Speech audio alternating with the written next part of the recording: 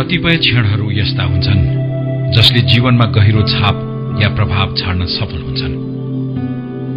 मानवता र विश्व शान्तिका अभियन्ता प्रेम रावतसँगको भेटघाट र कुराकानी पनि त्यस्तै एउटा अविस्मरणीय क्षण रह्यो हाम्रा लागि। विश्व अशान्त छ, विश्वभरका मानिसलाई शान्ति चाहिएको छ। जुन शान्ति हामीले खोजिरहेका छौं त्यो बाहिर कहीं नभएर हामी भित्रै छ, यो हाम्रो हृदयभित्र कतै छ। यसको अनुभव गर्न भने जरुरी छ। यही मूल मन्त्र लिएर 4 दशकदेखि निरन्तर शान्ति प्रवर्धनमा लागिरहनु भएको छ प्रेम रावत। बाल्यकालदेखि नै शान्तिको पक्षमा प्रवचन गर्न सक्ने विलक्षण प्रतिभा भएका उहाँका सन्देशहरू 70 भाषामा अनुवादित छन् भने उहाँका प्रवचन विश्वभर करोडौंका लागि प्रिय छन्।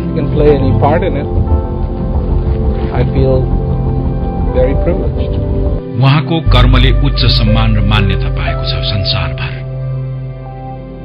व्यक्तिगत स्वार्थ, संग्रहको असीमित चाहना र व्यक्तिवादले आक्रान्त आजको दुनियाँमा आज हामी शान्तिका तीनै अभियन्ता प्रेम रावतसँगको कुराकानी प्रस्तुत गर्दैछौं।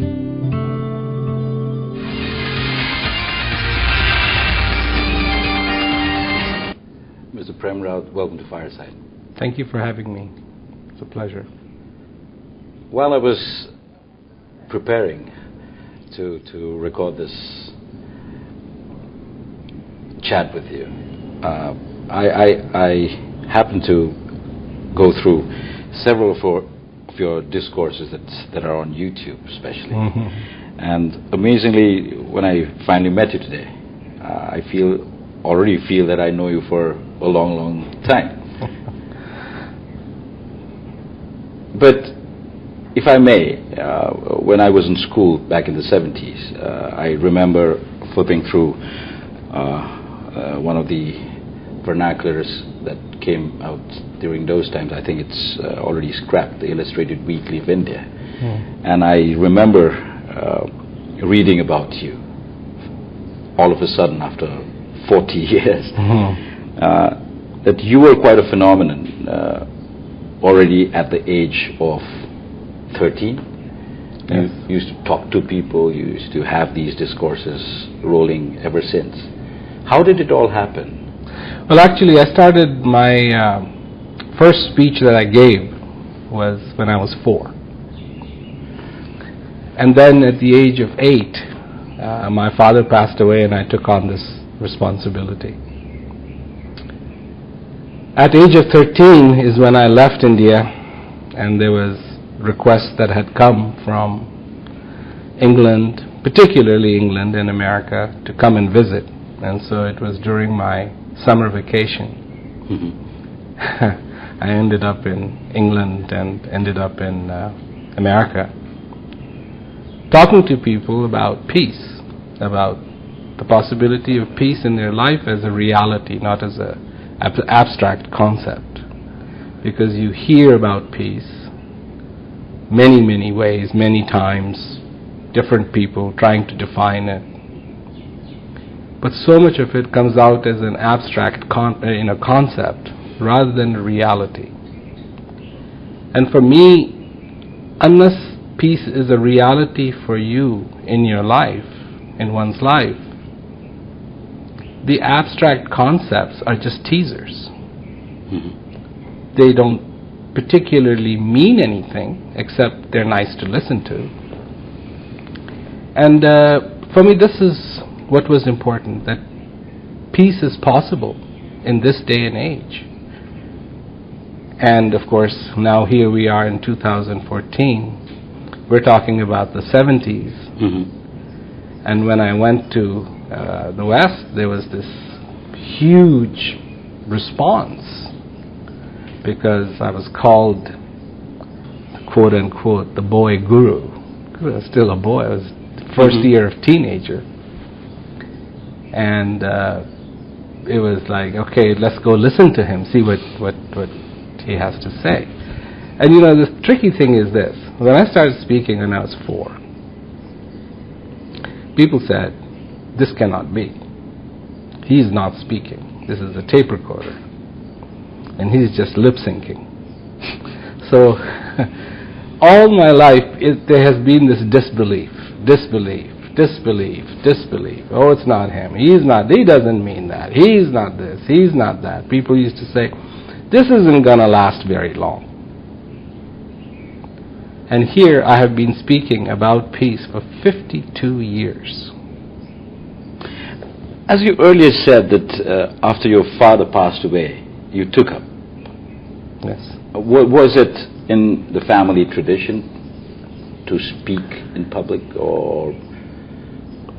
No, it wasn't. My father was talking about peace before me. I really think it's not something a family tradition or something that is passed on or whatever. I think it really boils down to the 3 C's. And the 3 C's are courage, conviction, and clarity. And if you have the 3 C's, then you will go forward. But a boy of age 4, where does the 3rd C, clarity, come from? The clarity comes from being able to understand that the need of the people outside who I am talking to, they have the same need that I have. But you realize that at age 4? I have a grandson who just turned 4. And I think he understands that too. Because every time he gets a bowl of ice cream or something he likes, and he's in a good mood, he has to be in a good mood, he wants to share it. Here, taste this too. Because I think that's fundamentally very human. A nice song comes on radio and we turn the volume up. We like something, we want to share. Happiness, and I've been listening to my father, but to me happiness was something I wanted. There were these responsibilities of school and this and that. I did not have a job. I did not have to worry about what's going to happen tomorrow. But I realized that what people wanted was so much what I wanted in my life. They wanted to be happy. They were in circumstances, they had ideas of what happiness was going to be. I had ideas. My happiness was a toy. Their happiness was something else. But there was a lot that was common between us. And so that gave me the common ground to talk, that what you're looking for is inside of you. And if you understand that, you can go far. What age group were your audiences then? Oh, they were much, much older than me. I mean, not too long ago. Actually, this is a very funny story. I came to Nepal, and somebody said to me, the president of the Vedanta Society wants to talk to you. And I said to myself, oh my God, here's this guy. He knows all the Vedas, he knows all the... I don't know any of that stuff. What am I going to say to him? And finally I said, okay, I'll talk to him. So he came. And it was a very beautiful conversation, because really what he wanted to say to me was thank you. Thank you for what I had shown him, what I had talked about, that it really helped him. That he was searching for something, and that he found it. So to me, it's one of those things that, yes, we can get into it and say, well, no, those people think differently. They do. But there's a fundamental twang that we have. When you are thirsty, now, you've been around in this world for a while. I've been around in this world for a while. And there may be a 2-year-old sitting here. But if he gets thirsty, you want water, he wants water, I want water. It's the thirst, it's the fundamentals, because we are human beings. just because we think differently. We think we're different because we think differently. But we're not. You're 70% water, I'm 70% water. And it comes down to the fundamentals. Peace and the arena of peace is based on fundamentals, not thought, not ideas. It is not something that the society can mold and fold, but it is in the very fundamentals of just being a human being, the basic desire to be content, the basic desire to be happy, the basic desire to be in peace. It is common to every single human being on the face of this earth, whether they're in prison, or they're in a palace, or they are homeless, lying on street side. We start to think in terms of our divisions, our differences. This is what we're taught. You're different, you're different, you're different. Look, you see the map and it's like, you see this line on this map? Well, all the people over here, they're Nepalese. And all the people over here, they're Indians. And then when you fly and you look down, there's no line. You come and you land in Nepal and you see the warm hearts, the beautiful Nepalese smile, human beings, just wanting to be human beings. So, you board a flight from Delhi, you have to go through customs, you have to go through immigration. The human being. And we have created a pseudo-human being, who's supposed to be this way, who's supposed to be this way, who's perfectly happy, who's perfectly this, who's perfectly that. But this pseudo-human being does not exist. But we do. After all the changes that have been brought in the societies is to make a perfect society. Everybody yearns for a perfect society in which everybody is fed, everybody is happy, everything is taken care of. And so we've created a pseudo-human being who is part of this pseudo-society that is perfect, but it's not. And all you have to do is open your eyes and see it's us. It's us who are suffering, one way or the other way, whether it is from ignorance, whether it is from food, whether it is from... And to me, it all is the same thing. These are the consequences of not understanding who we are. We're a human being. But when I listen to you now, and when we go through your discourses that you grace a very big number of human beings all around the world these days, I'm just curious, when you started at age 4, and you've been doing this for how many years now? 52. 52 years. How did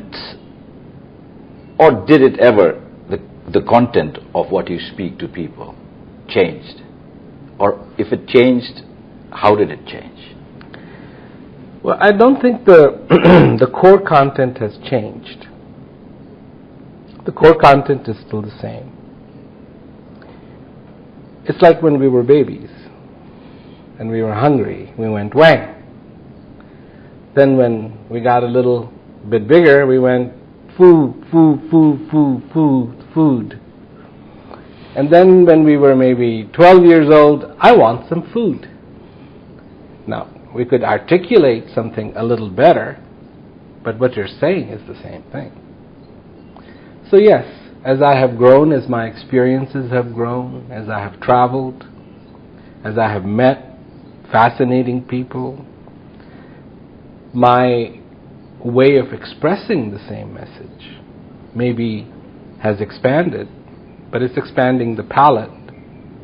But what you're trying to paint is still the same thing. It's the same expression. But I remember my father telling me that if you are in the trade of talking to people, I mean, in a smaller way, I also talk to people in a different medium. And he said, you need to read. How much do you read? Oh, I read quite a bit. But sometimes what I read is aircraft manuals. because, I fly. And so, and just recently I was there at the school to learn to fly a new jet, and that was a lot of reading, and there was a lot of compact reading.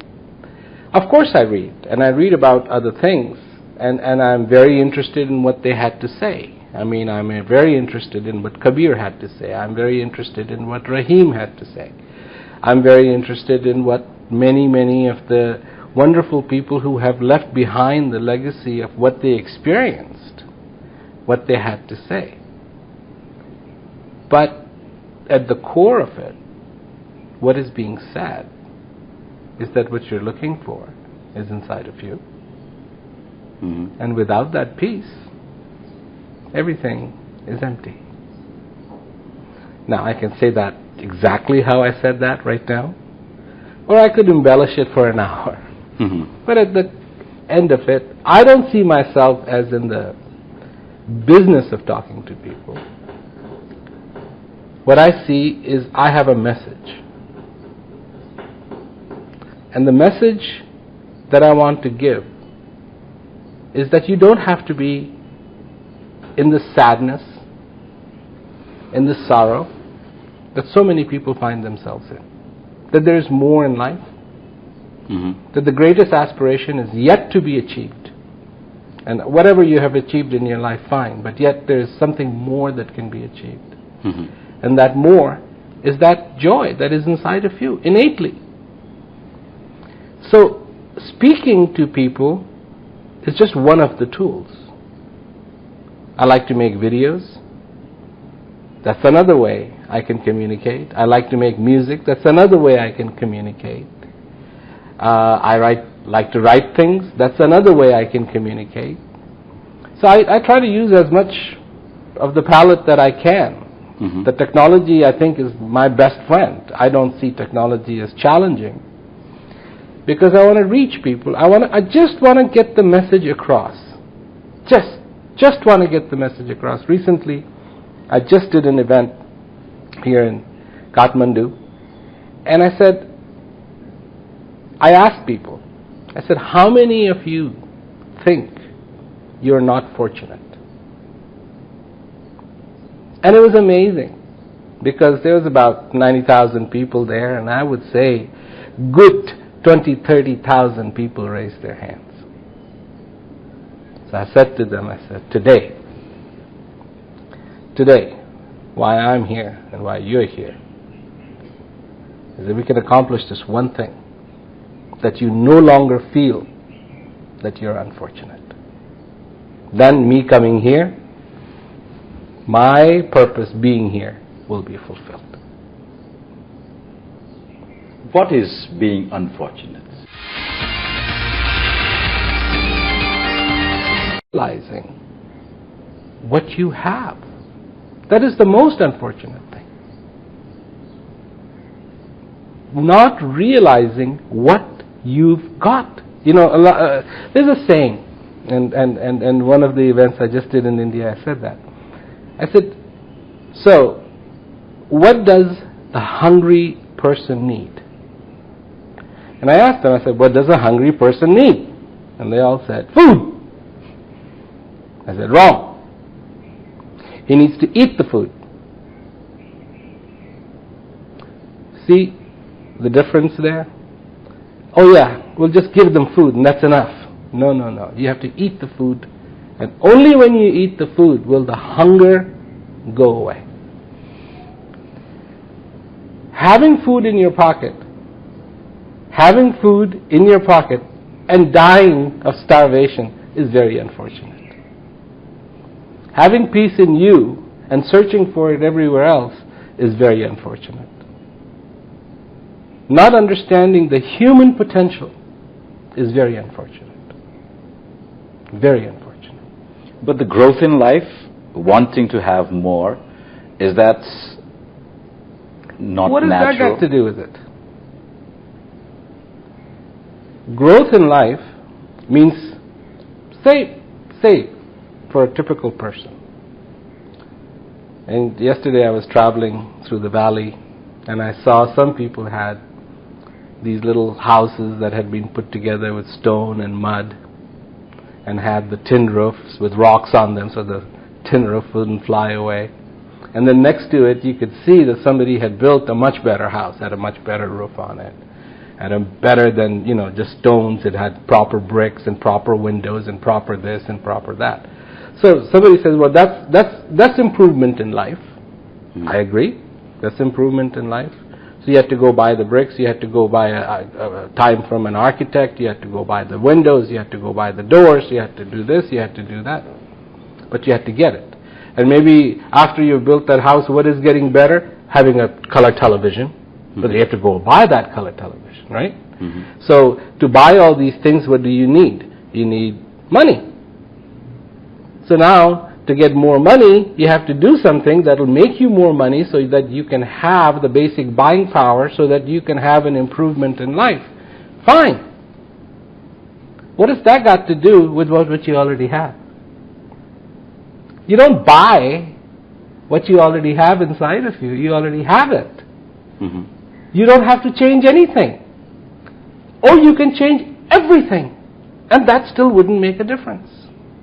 Has it made a difference in your life, a boy who was born in Haridwar in India? I certainly don't remember being born in Haridwar in India. This is complete hearsay. This is what my parents told me. I don't remember. Some corner of India, somewhere. Absolutely. But now one of the holiest cities. But now you talk about flying your own jets. You're talking about new jet plane manuals. Yeah. You've attained the material side of life too. Absolutely. And has it changed you? Yeah, it's changed me completely. I'm much busier than I would be otherwise. See, that's what I realized. Before I had a cell phone, it was easy. If I didn't want to make any phone calls or take any phone calls, all I had to do is move into the room where there was no phone. Well, once you get the cell phone, wherever you go, even the bathroom, somebody can get hold of you. I mean, there used to be the concept of privacy. Well, on the outside, yes, there are challenges, but on the inside, it is always the same challenge, to maintain the clarity, to feel the peace, to have the understanding, to be in touch with your courage in this life, and keep the conviction road very, very clear, not let it get muddled up. This is the same, and it has to happen the same way for everybody else. I think ultimately people think, I remember when I first got my license, that was a huge accomplishment for me. And the reason why it was a huge accomplishment for me is as a little boy, I used to lie down on our front lawn and look up. And I would look at the clouds. And I wanted to be up there. I wanted to be around those clouds. And once in a while I would see an airplane go by and it was like, oh my God, I want to be in that airplane.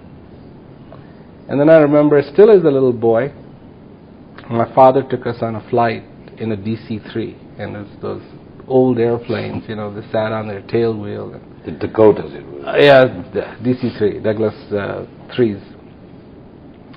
And that scared me. Because one, the plane would shake, when the engine started. And then when I had to use the bathroom and it was flying, I looked down and it didn't have a holding tank. You could see the ground. And they said, okay, sit on the toilet. And I said, no, I'll fall through. So, for me, I wanted to fly. I didn't know how. I didn't know how it was going to happen. There was no curriculum in the school to fly. And then I remember one day I was on a flight and it was a Fokker Friendship.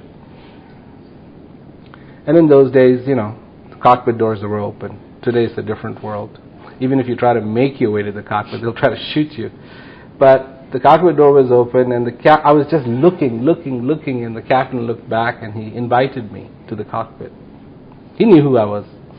So he invited me to the cockpit, and there I was, this little boy in this cockpit, and the switches were just overwhelming. And I remember he turned around to me and he said, with this big smile, do you want to fly? And I said, yes, I'm going to fly. How old were you then? Oh, I must have been about 10, 11 years old. And the first opportunity that finally this came true is when I went, and at that time I didn't know I was ever going to go to the West. But then I went to the West and I joined a flight school. I was 13. Nobody asked me my age. I didn't tell them my age, and I joined the flight schools. But, for a week here, a week there. I was flying in England, I was flying in America, I was flying in Canada, I was flying in Australia, I was flying in South Africa. So everywhere I would go, I'd fly, and I had the bug. And then I got my license finally when I was 16, started flying, learned how to fly airplanes, learned how to fly helicopters, learned how to fly gliders, and I have quite a few type ratings, from Boeing 707 to Learjets to Falcons to Gulfstreams to Challengers to Hawker Siddeley. How many do you own? I don't own any of them. I own just a propeller airplane. It's a DA-42. That's what I own. I, in fact, bought that so that my kids could learn how to fly. And my daughter learned how to fly. My second daughter learned how to fly. My eldest son learned how to fly. My youngest son is a pilot. So now I've got 3 plus 1 pilots in the family. How many hours have you flown so far?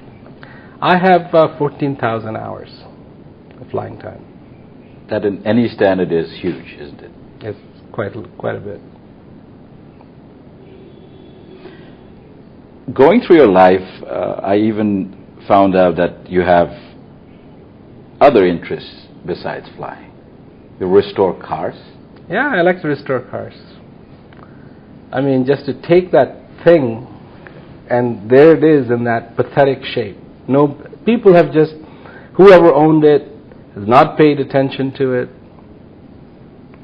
And I see these cars as they have this incredible potential to look beautiful, really look beautiful.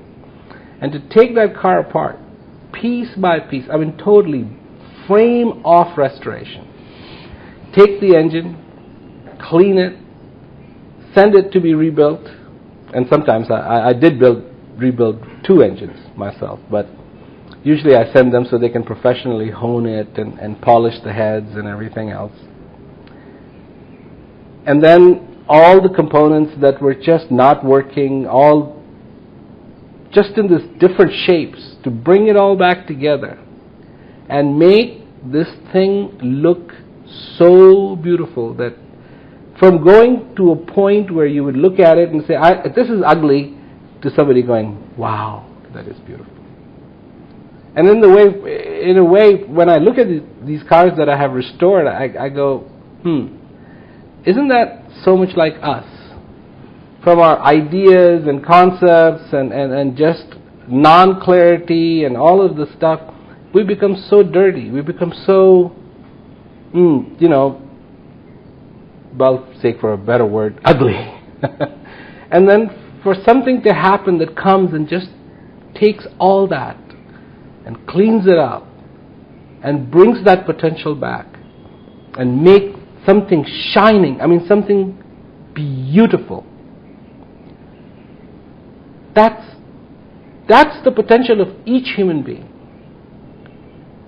It doesn't matter who you are, but there has been a neglect on the inside, then that neglect will surface and it will manifest itself on the outside. And when somebody can come along and help you and say, look, let me restore you. The word restore, not remanufacture, but restore you to the glory, restoration. And it takes time, and it gives me time to think as I'm working away on that engine, because nobody wants to disturb me. How long does it take to restore a car? It can take anywhere from 6 months, for me, to a year to 2 years. It depends. So you switch off mode A and get your hands on there, or just it's a matter of if I've got 3 days here, I've got a week here. When I get back home, I'll work on them, and then I have to be on the tour. So it's just. So this restoration of cars, was it instinctive, like your speeches, your thoughts, or did you learn it like you're flying? Well, actually, it all began as just a hobby. Let me try to see if I can fix this or I can fix that. And then I would work with mechanics, and I learned and I learned and I learned and I learned. I mean, I can't say I was born innately with the knowledge of how to, set a timing for an engine or this or that. So yes, I learned all that. But for me, it's just, it's a good way to just switch off a bunch of different buttons and just concentrate a little while on something else. And just try to, look, the most important thing to me is, and I know sometimes I'll go somewhere and I'll start working and I'll start doing something and people are like, oh no, we'll do this for you. And I said, look, there's nothing wrong in working. There's nothing wrong in getting your hands dirty. There's nothing wrong. It doesn't take away your prestige. The only thing that takes away your prestige is your ideas. Oh yes, I can't touch this or I can't touch that. If something needs their windshield cleaned, I'll be happy to clean it. If it's for safety reason, because I don't have a problem with working. I'm a human being. I can work. Why shouldn't I work? Doing physical work. Most people are not proud to be human. They're proud to be a Mr. So-and-so, but not human. That's not right. The first pride should be, I am human and I am alive. Then I am a so-and-so and I'm a so-and-so and I'm a so-and-so and I'm a so-and-so. These are again just so fundamental. These things of understanding who you are. Making mistakes. I think this world is afraid to make mistakes. And if you don't make a mistake, you're not going to learn. So does the world want to learn? Well, you have to be willing. You have to be willing. Making a mistake is not bad. Just make sure it's not a horrible mistake. But you can make a mistake and learn. That's how a child learns. This is how we all learned how to walk. It wasn't like we waited and waited and waited till one day we could perfectly walk. No, we started walking, we fell, and we got up again, and we fell, and we got up again, and we fell. So did we give up? When I go and talk about peace, people say, "Oh, that peace is not possible." And I'm like, you have a horsepower here. This is your horsepower. Is that what you're using your horsepower for? To figure out peace is not possible? Don't you think you should be using this horsepower to figure out how it is possible? I mean, that's a survival situation. When you're in a survival situation, you have to think how you're going to live and get out of this situation. Not, oh, it's finished, I'm dead, I can't do anything about it. As soon as you take on that attitude, you will die. But when you're in a survival situation, you have to have a positive thrust forward, that I will get out of it. When it comes to peace, why aren't people doing that? There are so many people in this world, when it comes to peace, they've already accepted the fact that, oh no, it's not possible. Excuse me? Of course it is possible. The human power goes beyond what people think it is worth. If we really want to, us as human beings on the face of this earth, I'm not talking about societies, nations, this and that, as human beings, we can make all the difference. The problem today is, there's a group of people walking on the street. And somebody went to the back of the group and said, where are you guys going? said, well, no, we're just the followers. The leaders are in the front. We're just following them. So then somebody went to the front, said, you're the leaders. Where are you going? And they said, well, we don't know. These people in the back are pushing us. So people in the front don't know. People in the back don't know. We try to say, oh, the government will fix the problems. All right, excuse me. Let's take a report card on that. Government fixing problems. It hasn't happened yet. It hasn't happened yet. There have been terrible calamities since we figured out how to irrigate and farm. What we see today is all because of farming.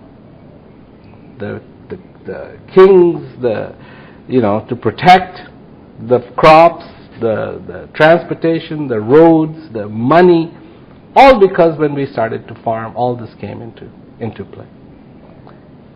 Today, if we want the changes, those changes are going to happen because the human beings on the face of this earth have decided that it is not acceptable that our brothers and sisters go hungry. But people say, no, the government will fix this. No, we have to fix it. Governments can fix what they can fix. They're good at breaking things. They may get good at fixing things. But that's not the issue. Issue is, what can we do? This is our planet Earth. We're the people alive on this planet Earth. Peace should be a priority. It isn't. Taking care of the basic needs of each other should be a priority. It isn't. But what is a priority? Well, let's go to Mars. I don't have any problem going to Mars. I'm glad they went to Moon and they went to Mars because so much of the technology came from that. And being a pilot, how can I say let's not go to Mars? But let's take care of the fundamental thing. We're taught. Every 6 months I have to go in the simulator. And in the simulator you sit down and they'll give you problems. First flight, this will fail, that will fail, you get the messages, this is happening, that's happening. And they teach you one thing, fundamentally. It doesn't matter what the problem is. Fly the airplane. Don't get distracted by the problem. Fly the airplane. Same thing. Don't get distracted by all the problems.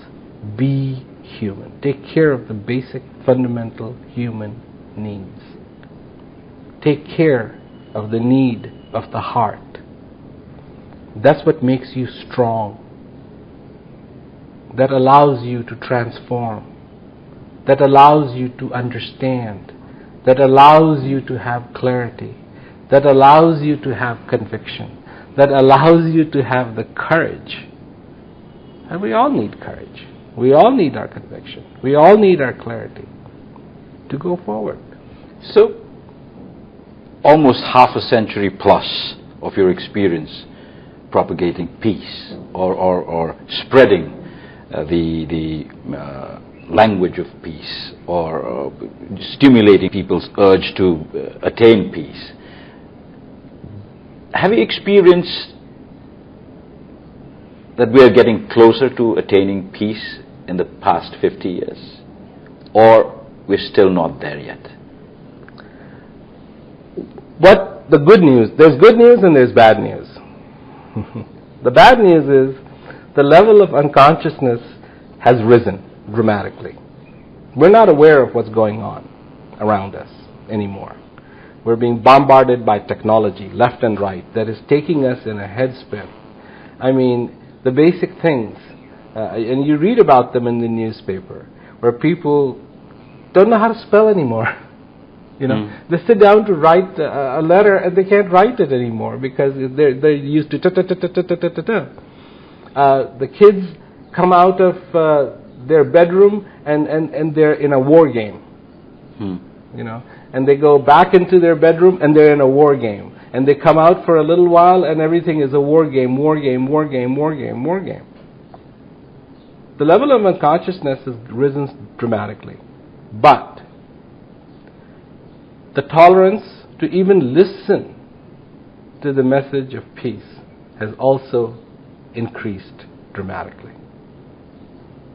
In the 70s, you talked about peace. In India, it was like, yeah. You went to America, peace, and everybody was, yes.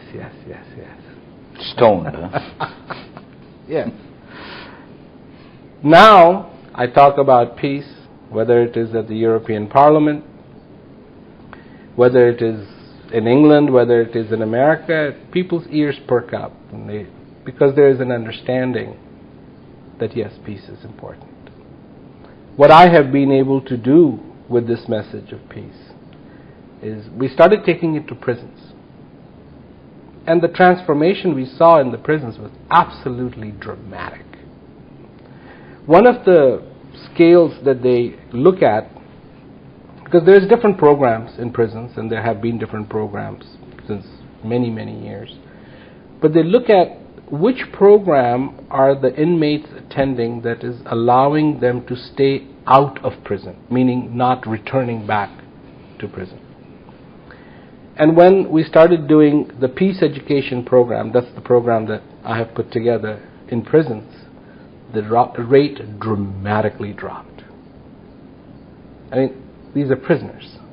Have you tried this in this part of the world too? We're trying to bring that peace education program all over.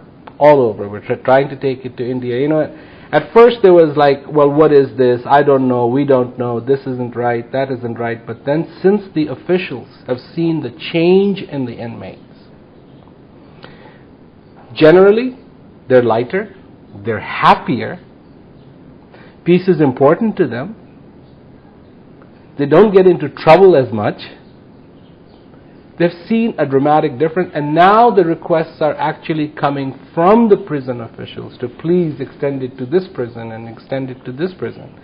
And I also go to the prisons and speak to the inmates. I have gone in South Africa at the Zonderwater prison. I've gone at San Antonio, and in Argentina, a women's prison.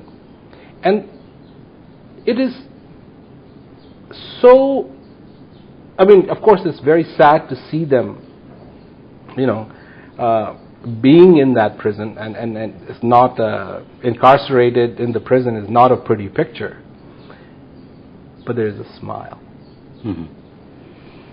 And it's like, see, they've cut you off from the rest of the world, and they've put you in a place where there isn't too much hope,